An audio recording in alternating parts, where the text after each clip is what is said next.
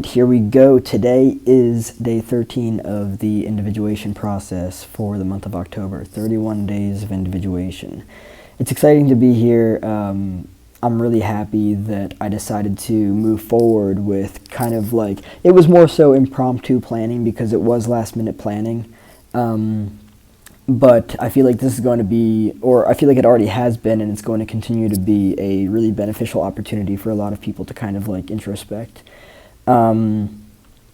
That's important. It's important to fully see yourself. It's important to fully understand who you are as a person, who you are, what it is that you want, what it is that you're going after, all of that stuff. And the more that you dive into that universe, the more that you will get a better understanding of your foundation and what's necessary for you moving forward. So, the question to ask today on the 13th, by the way, I do wish that today, being the 13th, was also Friday, but it's not Friday, it's Thursday. And we all know that the 13th, Friday the 13th in October is kind of like, it's got some specific energy, but, it's not Friday the 13th, it is Thursday the 13th, so darn you, October. I'm kidding. So the question to ask today is, what would it mean? Now, of course, the question to ask the self. We are all asking ourselves this.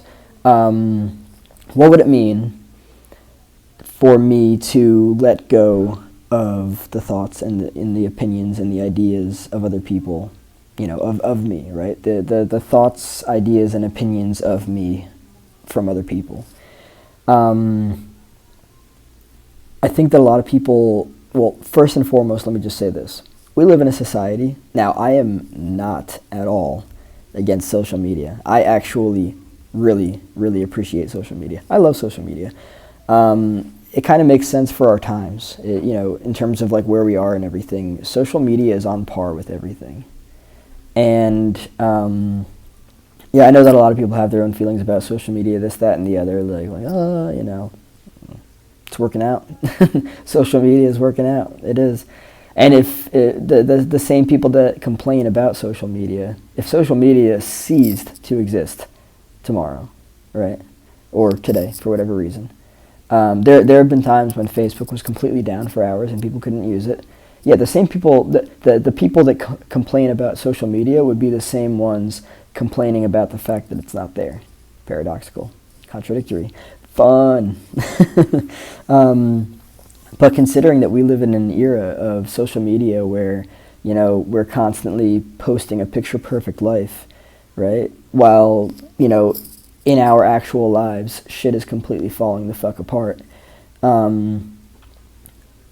lot of this stuff is really trauma responses, we didn't get attention growing up, and so we look for it in different places. Sometimes it's healthy, sometimes it's really not, but we do it because we care what people think, right? So there's that kind of like, all right, I'm going to externalize this, right? This is worth. That's why people do it. So worth becomes externalized, and then it's like, here's my worth. So, worth, right? Worth is foundational. I've made episodes on the podcast. I'm pretty sure I've done videos on this. Worth is foundational, right? And the people that were kind of like taught that their worth is to be placed in question, they externalize it, right? And then they're like, okay, like, does it belong over here? Like, will you validate my worth? Will you validate my worth? And this is ultimately, now there are healthy ways to go about this, there are unhealthy ways to go about this, but I would argue that a far majority of people go about this in a very unhealthy way, right? And that's usually because they weren't validated in very healthy ways growing up. And so therefore they learned to put their worth into question. And so then they just went about life going like, oh, what about over here? What about over here? What about this? And then, essentially they end up becoming like contortionists, right?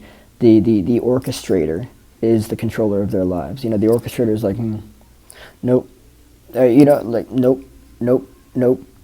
Nope. A great example is, like, I don't know. It's a very interesting way when you look at it, right? Like, when you grow up with that unhealthy dynamic in childhood, and then you're taught that your worth is to be externalized, you know, you usually do it in really unhealthy ways. And then you seek that out later on in life because that was normal for you. Even though it wasn't healthy. You learned that it was normal. So, you know, you look for it in relationships and everything, right? So, it's very interesting how all of this stuff unfolds and like what it means and everything. So, what would it mean for me to let go of, you know, what other people think and feel about me, their ideas and everything? This would be really hard for a lot of people because a lot of people are very used to externalizing their sense of self-worth. You know, they're looking for validation outside of themselves. They don't know how to give that to themselves because they weren't taught, you know, healthy validation growing up. And so, you know, like you might even ask the question to yourself, right? Like, what would it mean for me to you know, let go of other people's thoughts and opinions about me? And then an instant reaction would be like, I could never do that. How could I do? That's my sense of overall identity. How could I couldn't do that. No. No. I can't live without that. I can't breathe. I can't function.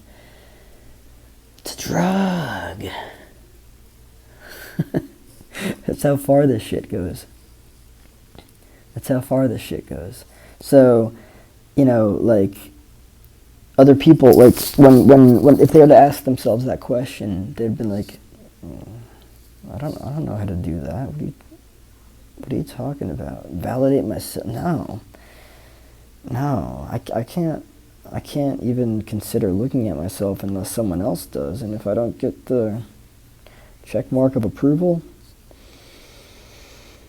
no. So that's very foreign to a lot of people, right? And then they end up living their entire lives like that. But if you can understand that, you know, say, for instance, if you were abandoned, right, which a lot of people would take as rejection, right, they actually seek abandonment and rejection. And it's very interesting how this works. So I want the focus to be in challenging the narrative and the rhetoric. If there is this idea that, like, you know, like oh yeah, what would that mean for me? Is that something that I could consider doing? You know, like, how would it unfold for me? I think I'm addicted to people's opinions of me, even though I don't like it. But I do. Do I? I don't know, actually.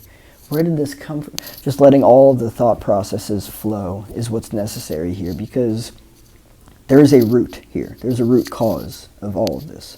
And getting to that root is what's going to not only allow you to see things for what they are, but also liberate you. So again, what would it mean for me to let go of other people's thoughts and opinions of me?